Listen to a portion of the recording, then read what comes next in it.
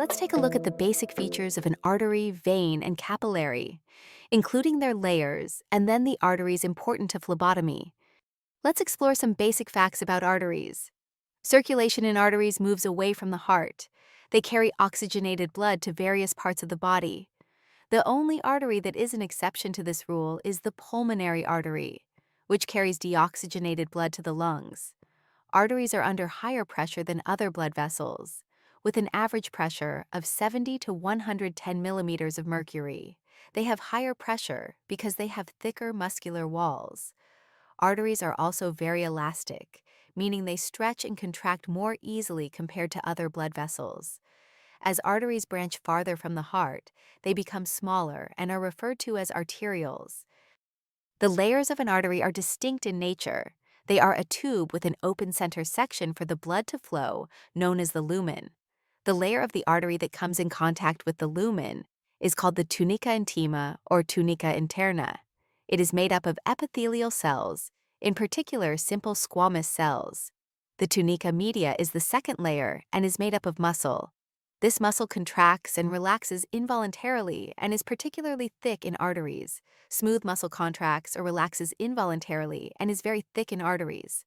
The third layer of the artery is the tunica externa or tunica adventitia. The tunica externa is made of elastic fibers that provide flexibility and collagen fibers that provide strength. A fun fact is that the largest artery in the body is the aorta, located near the heart. While phlebotomy procedures target veins rather than arteries, it is essential for practitioners to recognize the anatomical course of key arteries to avoid inadvertent arterial puncture. The brachial artery, which runs in close proximity to the median cubital vein in the antecubital fossa, is of particular clinical concern. Arteries can generally be distinguished from veins by several key characteristics. They tend to lie deeper beneath the skin and are less visible or palpable unless located in superficial areas like the radial artery. On palpation, arteries exhibit a distinct pulsation due to the rhythmic contraction of the heart, whereas veins do not. Arteries also have thicker, more muscular walls that provide a firmer feel when palpated. Recognizing a strong pulse at a potential draw site should prompt the practitioner to reassess and locate a safer venipuncture site. Identifying and avoiding arteries is a core safety competency in phlebotomy, as arterial puncture can lead to serious complications, including hematoma, arterial spasm, or prolonged bleeding. Let's now take a closer look at veins. Veins are blood vessels that carry blood back to the heart. Most of the time, this blood is deoxygenated because it has already delivered oxygen to the body's tissues. The exception to this is the pulmonary veins, which carry oxygenated blood from the lungs back to the heart. Veins operate under lower pressure than arteries, usually between 5 and 15 millimeters of mercury. Since the pressure is low, veins rely on surrounding skeletal muscles and one-way valves to help push the blood back up to the heart, especially from the legs and feet. You'll also notice that veins are more visible and more likely to collapse or flatten than arteries because their walls are thinner and less muscular. Smaller veins are referred to as venules. Veins, like arteries, have 3 layers, but these layers look and function a little differently. The innermost layer is the tunica intima, made up of simple squamous epithelial cells that allow for smooth blood flow. The middle layer, the tunica media, is much thinner in veins than in arteries and contains less smooth muscle. This is part of why veins aren't as strong or elastic. The outer layer, called the tunica externa or tunica adventitia, provides a bit of structure with collagen and elastic fibers. But overall, veins are much more flexible and compressible than arteries. These features make them more accessible for phlebotomy, but also more sensitive to things like excessive pressure or improper tourniquet use.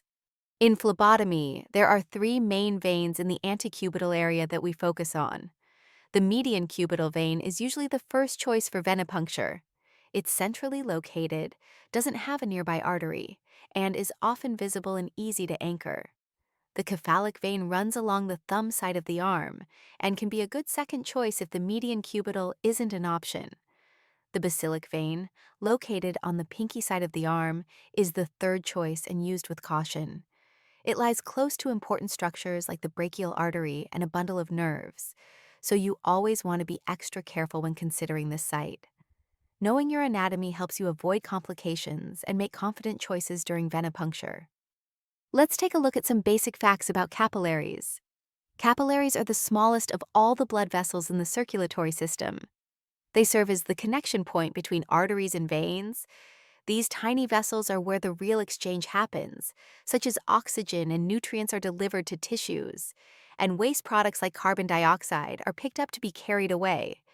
Because capillaries are so small, red blood cells often move through them single file. They are found throughout the body, especially in areas that need a steady supply of oxygen, like the lungs, kidneys, muscles, and brain. The mean capillary pressure is approximately 20 millimeters of mercury, making it just between the artery and the vein. Capillaries are made up of only one layer, just the tunica intima. This layer is composed of a very thin lining of simple squamous epithelial cells. There is no smooth muscle or outer elastic layer, like we see in arteries and veins. The thin walls allow for easy exchange of gases, nutrients, and waste between the blood and the tissues. This is why capillaries are sometimes referred to as exchange vessels. Because they are so small and fragile, capillaries can be easily damaged or ruptured, which is why we often see petechiae or tiny bruises when too much pressure is applied to the skin or during capillary blood draws. Capillary blood samples may show different lab values compared to venous or arterial samples. This is because the blood in capillaries is a mix of arterial and venous blood. Remember that the arteries are high in oxygen and veins are much lower in oxygen, and the oxygen is being dropped off in the capillaries, so we'll have a value between these two vessels. It's important to consider this when evaluating results from a fingerstick or heel stick sample. Capillary blood is most commonly used when only a small amount of blood is needed, such as for glucose testing, hemoglobin levels, or newborn screening tests. You'll often perform capillary punctures when working with pediatric patients or adults with poor venous access. Understanding the basic structure of arteries, veins, and capillaries will help you with the phlebotomy procedure.